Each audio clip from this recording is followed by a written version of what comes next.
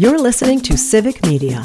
You can tune into any of our live shows on any radio station across the state with the Civic Media app. Find us in your phone's app store and listen anytime, anywhere.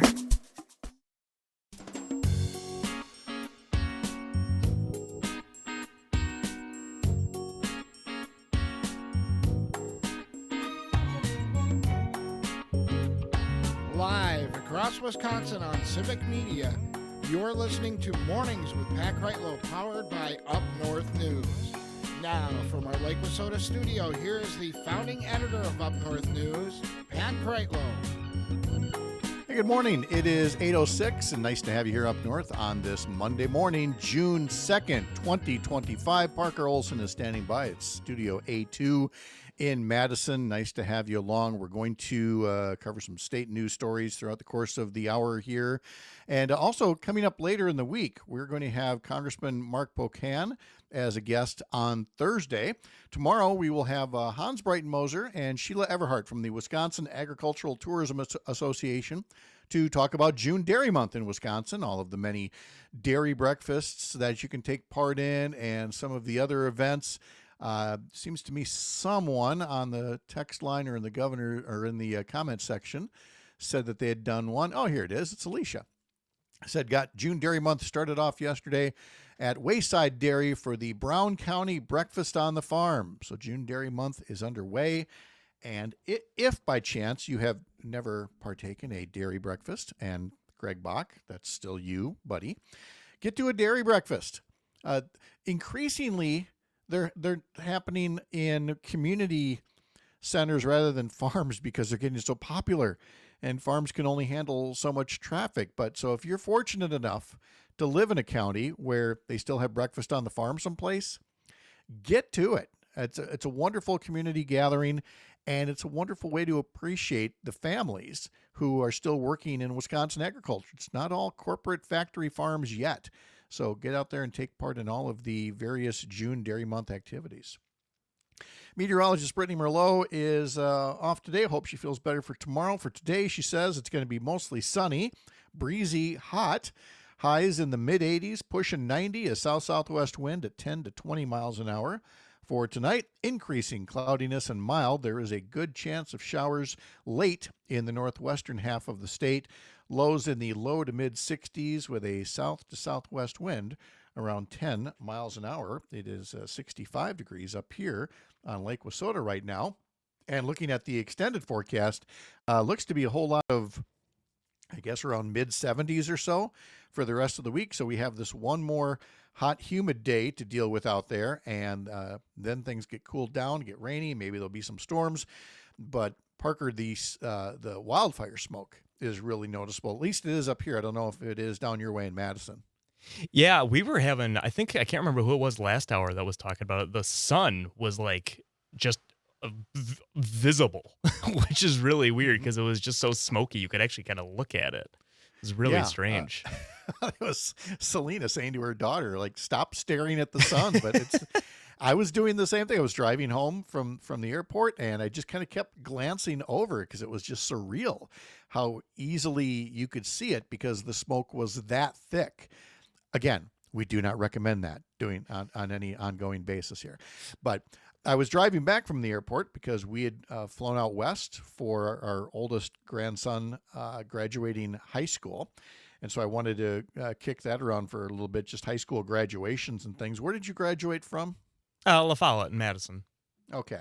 I mean, I'm assuming you graduated. I should not have jumped to conclusions, but I did make it to college. So okay. All right. Well, but which one again? UW Whitewater was the college. See, I think I made my point, but you did graduate high school. You got in there. What do you remember most about your high school graduation? Was it a good experience? Much like we talked about my prom, just because most people have a good experience with something doesn't mean everybody has a good experience with something. How was high school graduation for you? Well, high school graduation was really weird because I had an in-person graduation. It was the first in-person after COVID. So we were like in that weird age of what are we doing exactly being with people because that's not what we do anymore.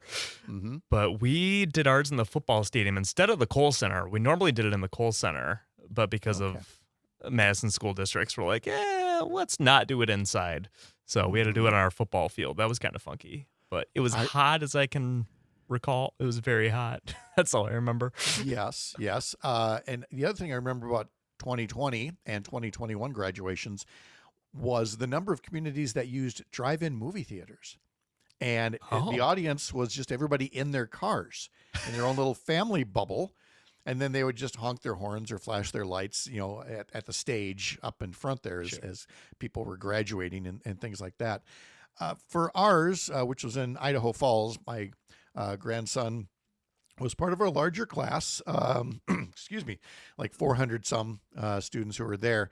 And it was held in the local civic arena. They have a minor league hockey team, the Idaho Spud Kings, which play there. Spud Kings, there we go. The Spud Kings. And so it was it was air conditioned because it was hot out the other day up there because they're facing that same high pressure system that we're dealing with here, bringing in all that hot air from down south. So it was nice to be in an air conditioned arena. The thing that they do, and I don't know that every high school necessarily does this now, but they know that, people are going to applaud or cheer when they hear their kid's name or whatever. So they space it. There's always this pause now, and they're definitely TV friendly or, just camera ready for these moments. The graduate, hands a little slip of paper to the person with the microphone so they read the right name. The person walks about, 10 feet onto the stage and pauses. It's almost like Miss America. They just pause right there while the camera gets them so they're up on the big screen. And by and large, they'll call their name. It'll be like Parker Olson, and Parker will stand there and kind of wave a little bit and then go to the next step of shaking the principal's hand and getting your diploma or whatever. Some folks, however, you could tell which ones wanted like the viral moments. And there were at least a half a dozen young men who, as their name was called, would walk out to their mark on the stage and did a backflip. Yeah. In a cap and gown. And I thought, wait, what happens when, the one doesn't, make it? It's like, well, while he lays there with a bone sticking out of his leg, we're going to carry on and call everybody else's names that are out there. We had a couple at Whitewater. We had a couple of guys who just did like full on dance routines for like a good 30 seconds. They just danced on stage as soon as their name was said. I don't know about 30 seconds, but we had a couple to do a little dance. The one that I liked, if you do it properly, was the selfie, where they get to their mark, they turn around, they hold their phone up, and they take a selfie with the whole audience behind them. But the thing is, and this is real nuance, this is down to stage instructions here, is before you do that, give the crowd a wave first. Make it seem like, hey, this is all our moment together. The ones that just walked up there and don't even acknowledge the crowd, they just turn around and snap the picture. It's like, come on, let them in. A little bit of show business here. But it was a lot of fun, and our oldest grandson Mason has really been into weightlifting. And I mean, the kid is just ripped right now. I was so jealous. And he was known as kind of a gym rat. And so sure enough, when it was his moment, instead of waving, and he doesn't backflip, but he gave this full on flex, which a few people cheered at, which that was a lot of fun. Mine was a lot different. What's it like back in the day, Pat? Back in 1982, I was chosen to give the address at commencement, which was a really nice honor. And so I worked with a couple of teachers because I was on the debate team and I was on the speech team, and we worked really hard at it. And I'm really glad we did, because I just sat in the main audience there with everybody else in my class, and then they called me up to give the address. And I get up to the podium, and I go underneath their little shelf there under the podium to grab the copy of my speech, and it is not there. And I feel like I projectile sweated right through my cap and gown. I don't know if maybe one of the previous speakers accidentally grabbed it going back to his or her chair or whatever. But I am so thankful, because you listen back to the recording of it, and the first thing you hear me say on the tape is, well, I guess I'll just wing it. And I just tried my best to do it from memory, which could have been, and again, this is before viral video, so it wasn't going to be a viral moment, thank God. But I mean, it could have really been a moment of me just going, But I just delivered that thing from memory, which I could not possibly do that now, an 8 to 10 minute address, whatever it turned out to be. Listened back to the recording and had it, like nailed it, like word for word. That's impressive. Tony's correcting me. Don't you mean 1882? No, Tony, 1982. Thank you very much. But yeah, delivered that thing and came back and just sat in my chair practically just shaking. I'm like, did I get that right? Did I get that right? Oh, I hope I got that right. But it turned out okay. But that's good. It was obviously it was a good time. Glad that it worked well for everybody. Hope everybody else's graduations and commitments went well. And it was nice just to get out there one more time because Mason now has his own plans that may not necessarily end up in Idaho, to be determined.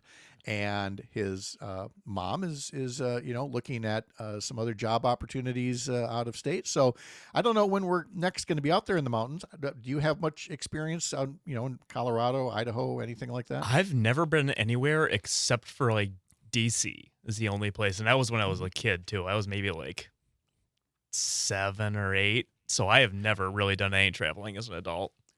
I never thought I'd be spending this much time in Idaho until our daughter moved out there. And so we've had to drive and fly out there many times over the past 13 years.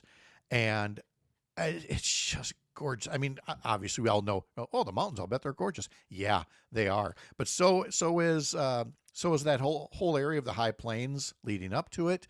And the folks are so crazy friendly out there. It's just a beautiful place to be. I'm glad we've been able to make the trips that we have out there because one of the areas my daughter's looking at potentially for moves is the Dallas area.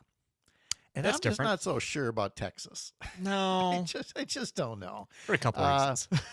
Like we said, you're always welcome to come up here in the summer times, because we're up here on the lake. We'll take you on a boat, and maybe we'll go down in the winter time when we need to get a little bit of warm weather fix. But we will see. TBD. I'm glad again. Like I said last hour, the Dallas Stars were eliminated from the Stanley Cup Finals, so I got that much. I don't have to worry about Samantha being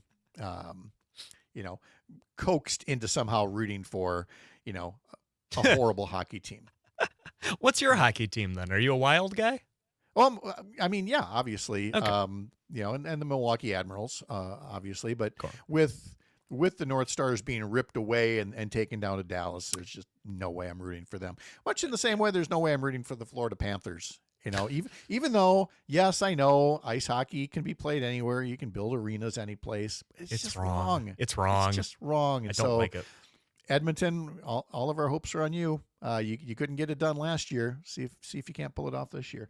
And then if time would have allowed, but it's probably best that time doesn't allow. It's just to say a few words about the airplane travel out and back. And one of these other times, I'm going to go on one of my old man rants because I get to do that now. I'm going to go on one of my old man rants about airline etiquette and folks who clearly are polished travel professionals and people who very clearly are not. But save it for another time, Pat. Let it go. Take a deep breath and carry on and tell people. From the heart of America's up north, live from Lake Wissota, thank you for making this a place to spend part of your mornings. I'm Pat Kreitlow, and this is the Civic Media Radio Network. Get off my lawn.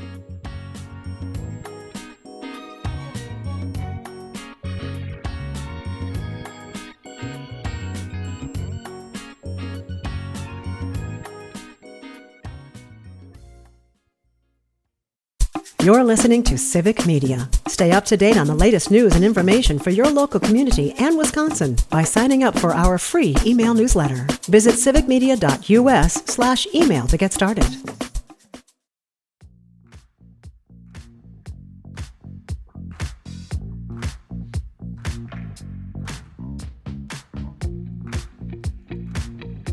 Before we get back to some Wisconsin stories, let me just check things on the national wire here that I wanted to talk about. First off, it was a couple of weeks back when I got back from Portugal, and I was talking to Dan Schaefer about elections elsewhere in the world since Trump took office and how people looked at that and said, I don't know that that's what I want. And in places like Poland and elsewhere in their national elections, Canada was another example, where the far right was dealt setbacks in recent elections. But it's like we always say here, every election matters. And don't take your eye off the ball. Let me take you back to Poland for a moment, where, again, in parliamentary elections, the far-right party was dealt a setback, but there had to be a runoff election for president, which, again, in most countries, president is not the highest office. It's usually prime minister. Same goes in Poland. But the president still has some duties, obligations, some power. And in that runoff presidential election over the weekend, the conservative candidate won with 50.9% of the vote in a very tight race against the liberal mayor of Warsaw.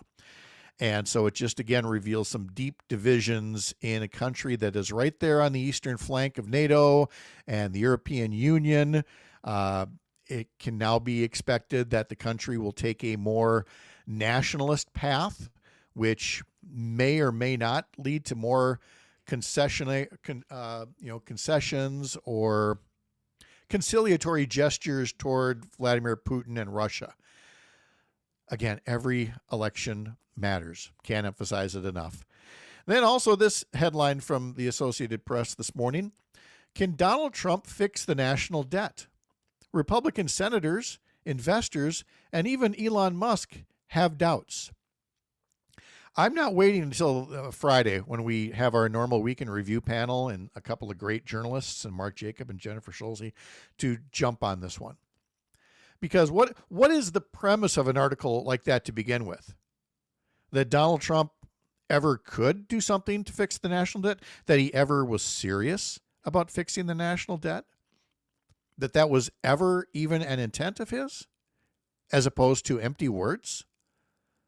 It's a lot like what we said about Senator Ron Johnson last week. Senator Johnson is claiming to oppose the current Republican bill, the current Trump tax bill, not because of the massive cuts to Medicaid, but because, in his view, the cuts aren't massive enough. In other words, he still wants giant tax cuts for the very wealthy. And he wants you, the middle class, the working poor, to pay for it. And he says it's because of the debt. He doesn't want to drive up the debt. The debt that has grown like a weed since he took office. And again, he says he's all, anti-debt. But he also was a champion of the last Trump tax bill in 2017, which, again, he bottled up until he could get a better tax break for the type of business he operates. Now, he said that this particular tax benefit that he, helped push through 8 years ago was for small business. And he described this type of company called a pass-through corporation, which does not necessarily pay corporate income tax. It's taken care of. Everything passes through to the owners, and then the owners are personally liable for this. And so he says, well, this is all about small businesses. Well, if it were really about small businesses, he would have put a cap on it and said that this special new tax break goes to pass-through corporations up to a certain level. At that point, you're a pass-through corporation, but you're run by a multimillionaire or a billionaire, and maybe you don't need the tax break. That is not what Ron Johnson was thinking. Ron Johnson was never going to put a cap on it, and he wouldn't do that if it was coming up again right now, despite his pledged concerns about deficits and the debt. And some of the people who benefited most 8 years ago from him putting that expanded sweetheart break in for pass-through corporations were billionaires who then put tens of millions of dollars into getting him elected over Mandela Barnes. They dragged him across the finish line. He otherwise was going to lose to Mandela Barnes if it weren't for those billionaires who directly, financially, personally benefited from Ron Johnson taking more of your money and giving it to tax breaks to them. Had they not gotten involved, we would not still have Ron Johnson as a senator, who again is claiming that he is opposed to this. And you have other people saying, well, maybe this time if we give enough tax cuts to the wealthy, they'll then use that money to create jobs, and the jobs will create revenue, and that will address our national debt. Why isn't there a laugh track that's required to play when anybody says that? Have we learned nothing in 40 years since Ronald Reagan? And by the way, in this story from the Associated Press, where Donald Trump is speaking last week in the Oval Office, over his left shoulder is a great big portrait of Ronald Reagan, who started this fairy tale that we are still living with today. That if we just take care of the rich, yeah, we can run up budget deficits in the short term, but they'll take care of us. It will all trickle down. It didn't work. And I can now say, I'm now old enough to say, we tried to warn you. Tried to warn you 40 years ago that maybe electing a celebrity actor as president wouldn't necessarily be the best thing for government and the economy. And it's getting a little old after all these years saying I told you so over and over and over again. But instead, we're repeating the same mistakes. And hopefully this is the last time we have to put up with that. Well, I sure hope so. Reminder, sign up for our newsletters, plural. We've got multiple newsletters to choose from now. Go to our homepage, upnorthnewswi.com. Click subscribe in the top banner. Live from Lake Wissota, what a great place to spend part of your mornings. I'm Pat Kreitlow. This is the Civic Media Radio Network.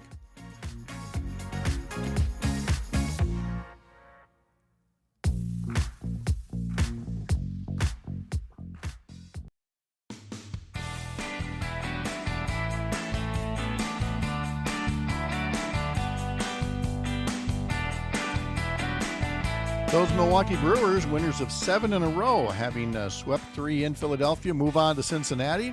First game against the Reds. Coverage begins at 5:35 this evening on stations in Oshkosh, Racine, Kenosha, Park Falls, Richland Center, and Hayward. Head over to civicmedia.us to learn more. Coverage of the Brewers tonight, tomorrow night, and then Wednesday afternoon before a day off and returning home for a series against the San Diego Padres coming up next weekend. Let's talk about the Green Bay Packers for a moment. If you head over to our website, upnorthnewswi.com, you'll be able to see a story there about how the Packers have now scheduled their family night. It's a kind of a pregame thing where there are giveaways, music, fireworks, a lot of kid favorite things that'll be going on there, all happening on it says here, the first Saturday of August. I guess I should look up the date on that then. That would be August, first Saturday in August 2nd. I hit the wrong button there. So that's when to look for that. And then you've got the first preseason game on August 9th when they host the New York Jets, probably without Aaron Rodgers. And then the first regular season game at Lambeau will be September 7th, a 3:25 against the Detroit Lions. Learn much more about the Packers family night and more about the schedule as well. Head over to upnorthnewswi.com and look for that story there. All right. There is a list that came out late last week. A list, I don't want to call it a hit list, maybe an enemies list, something like that was put out by the Trump White House. And it was a list of places that were on their naughty list because they were so-called sanctuary cities or sanctuary communities or whatever, and that they are actively working against what Donald Trump wants to do, which is deport as many brown people as humanly possible.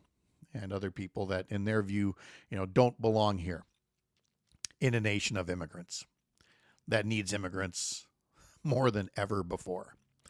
But when the Department of Homeland Security put this list out last week, it said each one would get a formal notification that the government is deeming them uncooperative.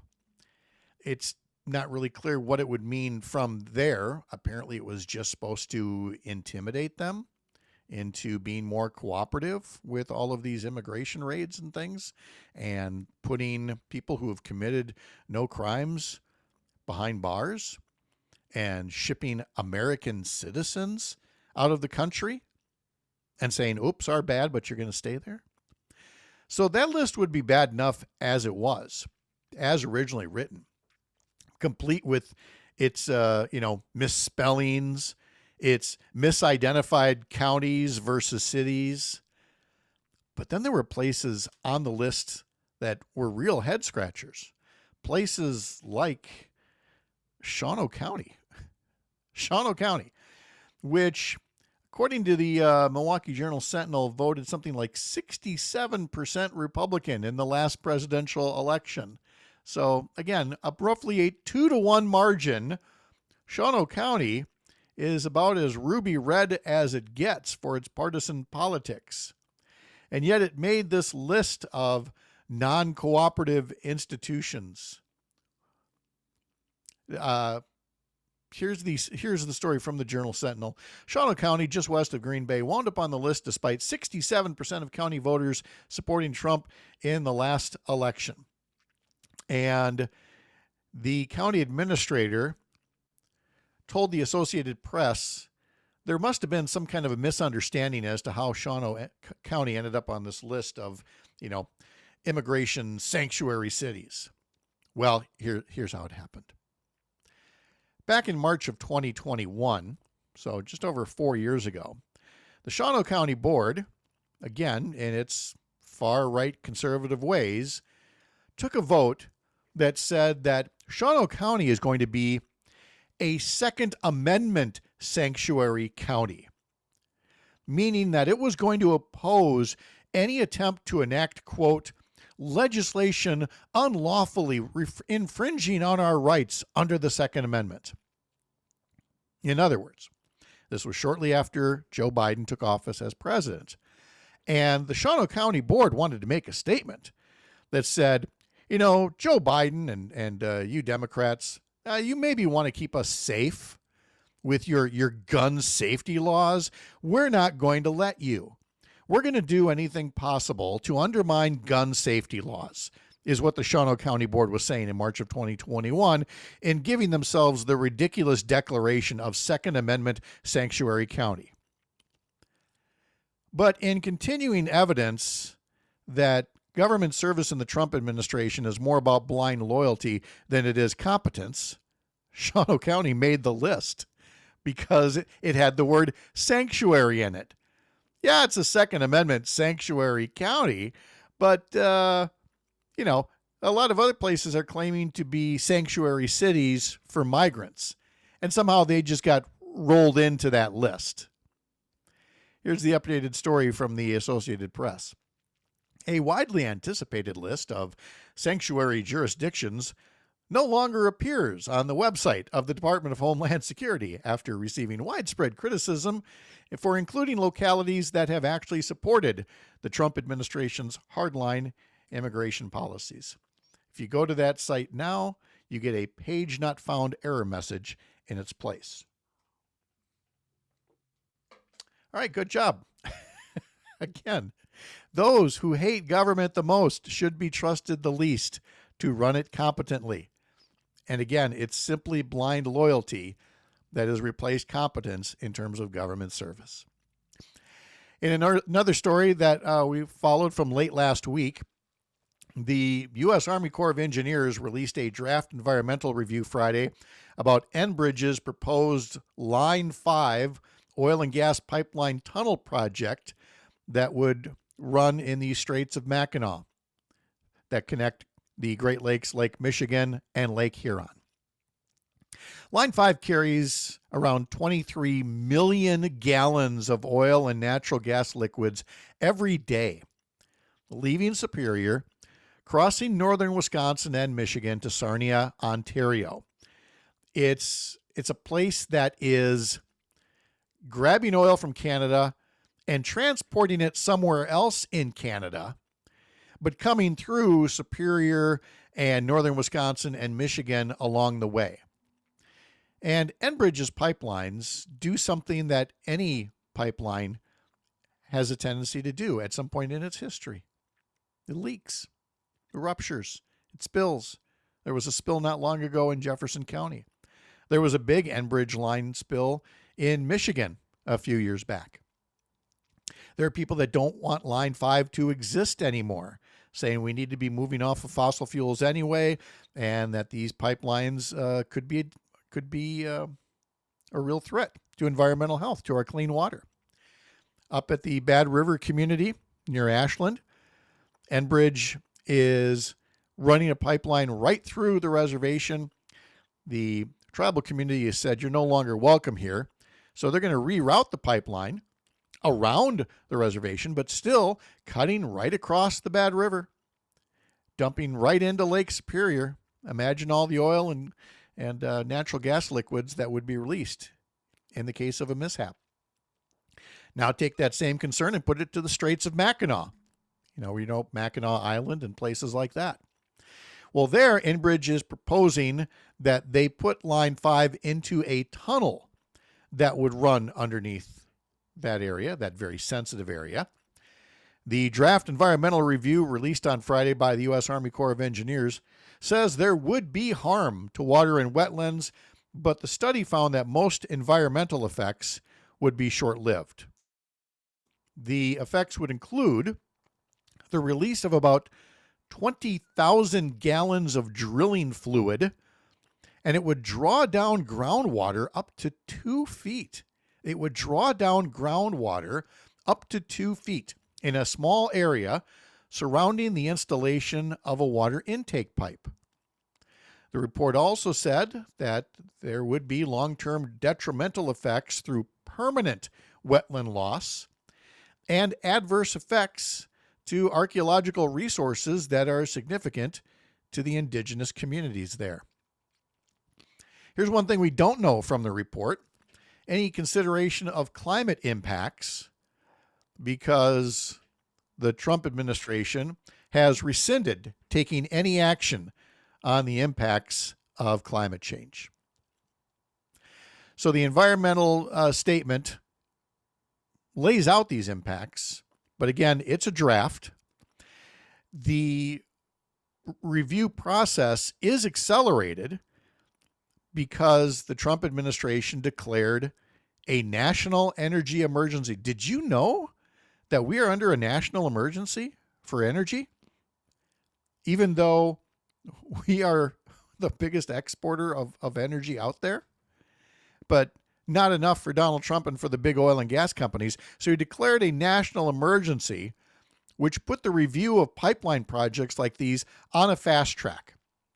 So this draft report is a step toward issuing a final environmental impact statement, which will then inform whether a final permit will be issued for Enbridge's Line 5 and for the tunnel. Needless to say, the folks who are most concerned about pollution from this pipeline are calling more attention to what it actually says could happen rather than the fact that it's on a fast track. Line 5 essentially is an existential threat, according to a spokesperson for one of the groups that is fighting this. But Scott Manley, the executive vice president of government relations with Wisconsin Manufacturers and Commerce, says that, homeowners and businesses rely on these products that Line 5 carries. And Manley says the draft report confirms this project will only have minimal and short-term impacts, primarily during construction of the submerged pipeline tunnel.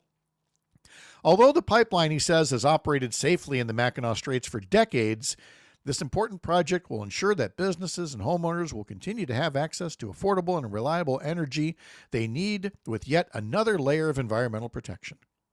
He says, although the pipeline has operated safely in the Mackinac Straits for decades. Again, there are people who would beg to differ, who have pointed to the other pipeline spills in Michigan and other spills in Wisconsin, and to say, this is not a chance that we want to take. Unfortunately, this pipeline was also put on a fast track by former Republican Michigan Governor Rick Snyder back in 2018. So again, we have a process that's been accelerated by Republican governors and presidents so that due diligence can't be done to ensure that this is a project that can be operated safely. And this pipeline isn't going through, Scott Manley's backyard, and it's not going through, Trump Tower. It's the people who are actually going to be impacted, whose voices should count for a lot more. And at the moment does not. But I will say the process is not done yet, and that there is still time for courts, the Environmental Protection Agency, and others to stand up for the safety of the largest supply of fresh water in the world. Jane Matnair is a preview of what's coming up on her show next across the Civic Media Radio Network. I'm Pat Kreitlow. You're up north.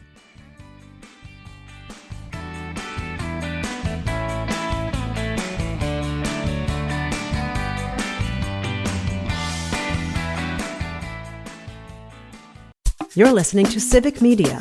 Find the latest news, information, and archives of all your favorite shows on the Civic Media website, civicmedia.us.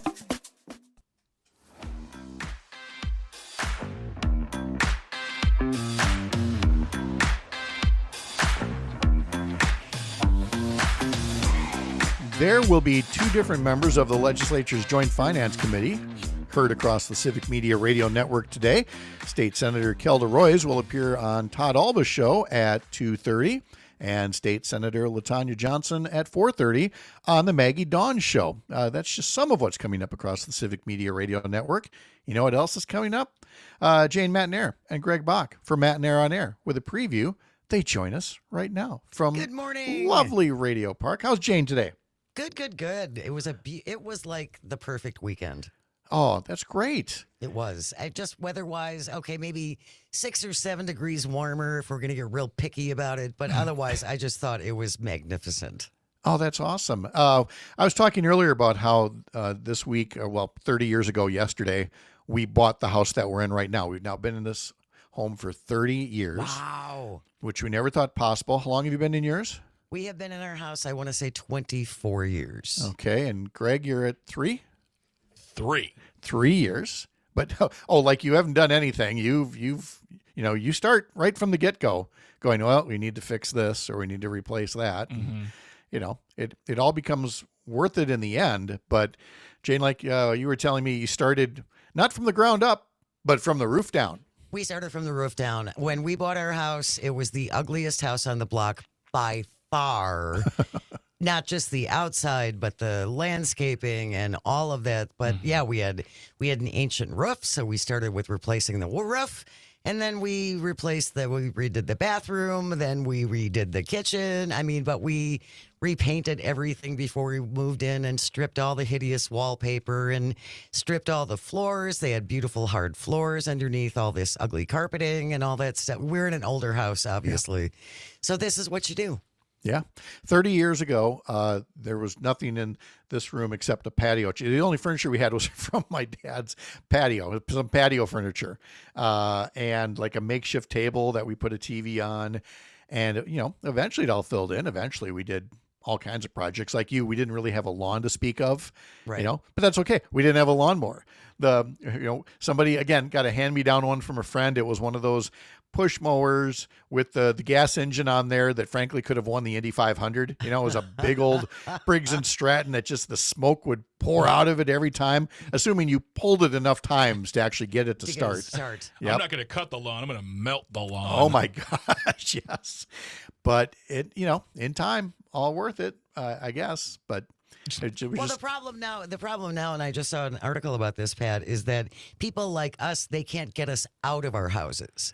Yes. That literally is a problem. I'm 65. My husband is 68. Mm-hmm. And for us, the problem now is our house is paid for, which is great. We're very, very fortunate that way. But if we sell our house, now it's where do we go? Yeah. Right. That we can afford without having to take out another mortgage. Yes. Same here. We did not intend for this to be a forever home. Sherry had just finished her medical residency. We were looking to she was setting up shop to start her practice. And we thought, well, we'll be here for 12 years till the girls, till they're empty nesters. And then we'll move on to something else. And instead, yes, we've done several remodeling projects. We have totally made this our own. You would not get it for the same price as 30 years ago. Oh obviously, my gosh, Pat, seriously. I mean, they don't make lake property anymore. No. And so, I mean, I totally understand that if this house hadn't changed as much, that maybe it would be more of a starter home. But we do have a real problem with affordable housing stock. And I also, I don't put that, there's a lot of blame on it, but there's a lot of home builders that there's no profit margin in building starter homes. There's profit margin in building McMansions. Yeah. And so that's what they build. And we're seeing that with luxury apartments as well. There's all kinds of developments going up in downtown Milwaukee, which is great if you're looking for a second place and you live in Chicago. Yeah. Oh, that's what we have here. The most expensive house on the street. It blew up the street values here along the lake. And because the asking price was insane. I'm not even going to say what and we thought, there's no way anybody's going to pay that for that house. And I said, all it takes is one guy from Chicago. And you know who bought it? One guy from Chicago with a whole lot of money. And we see him maybe twice a year, but he's, that's what he's got his lake property. Yes, that's exactly what it is. So anyway, so that's our story of house ownership on this 30th anniversary of that. Look, it's become the Lake Wissota studio for a lovely little radio network and its morning show. I mentioned that Senator Royce would be on with Todd this afternoon, Senator LaTanya Johnson with Maggie Dawn. What do you and Greg have coming up for us today and this week? We are talking about economics with Professor Rick Reed is going to be here. And we like to talk about some basics and basics about the economy. So we are going to talk about the United States credit rating. Yes. And some other things that have been going on. So we're doing Econ 101 at 9:30 with Professor Rick Reed. And if you have any questions, if you're going to stay with us through the show and you want to talk or get a question answered, feel free to call us up during the show, email us, and we'll ask the professor, because we understand the economy is a tough thing to digest. It's really confusing to separate the national economy versus your kitchen table economy, and he's here to really break that down in a nice way. And again, because we are not experts, we are expert adjacent. That's why we are having a professor of economics on. So otherwise, Greg and I would just sit here and make stuff up. So we're not going to do that. And then in hour number 2, it is the first Monday of the month. That means it's time to go beyond the cheese, the segment where we focus on a business outside of the dairy industry. And I'm so excited to talk to McLaughlin and Hayes Hat Company. They make hats by hand. Wait, somebody still makes hats? Oh, yeah. Oh, yes. Yes. They're on Kinnickinnick, and they make men's hats and women's hats, and for the Kentucky Derby and all of that stuff, they're fantastic. I'm so excited. Are they officially a haberdasher? Yes. They are. A haberdasher and a milliner. And a milliner. I never thought I'd use the word haberdasher ever again. Yep. Yes. I'm just going to say it again. It's a haberdashery. Bespoke hats, Pat. Ooh, so nice. All right. Catch us all from Jane and Greg. Coming up next, Matt and Aaron Air. Thank you. You too. Thank you. See you next week. Have a wonderful week. Parker, thank you for everything. We'll see you tomorrow morning. Thanks to all of you for being part of the program as well. I'm Pat Kreitlow, founding editor for Up North News, the Wisconsin digital outlet for Courier, a pro-democracy news network. Have a great day. We'll see you tomorrow morning here up north.